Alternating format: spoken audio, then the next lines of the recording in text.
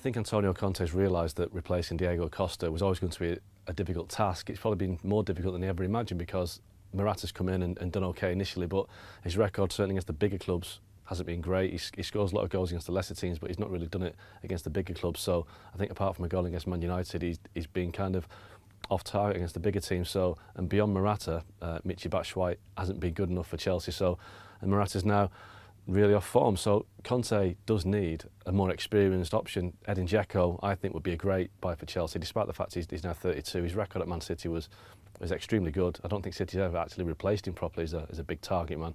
If Chelsea can get him from Roma, I think they'll have done really well. But obviously, if they don't get Dzeko, people like Andy Carroll have been mentioned, Peter Crouch, even Ashley Barnes at Burnley, which according to Burnley is something of a surprise. But it shows you that the value of a really good striker. And in the summer, United and Chelsea both fought out for Lukaku and Morata, with Lukaku going to United and Morata to Chelsea.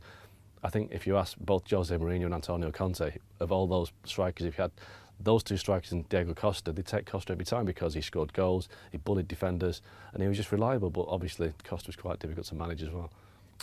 Well, Conte's future's up in the air because he put it up in the air recently by admitting that he doesn't know what will happen beyond the summer. So it's always difficult to buy players in January anyway. You know, Chelsea have found in the past that if you buy a striker in January like Fernando Torres, it doesn't always work out. So I think if you look around Europe, there aren't many obvious targets. We're never really interested or seriously interested in Alexis Sanchez. So, you know, Antoine Griezmann is a player that could be available, but is he going to solve the problem? Well, they've got Eden Hazard who can play the similar role. So I just think Chelsea are looking around and realising there's not really a great number of options in terms of centre forwards at the moment.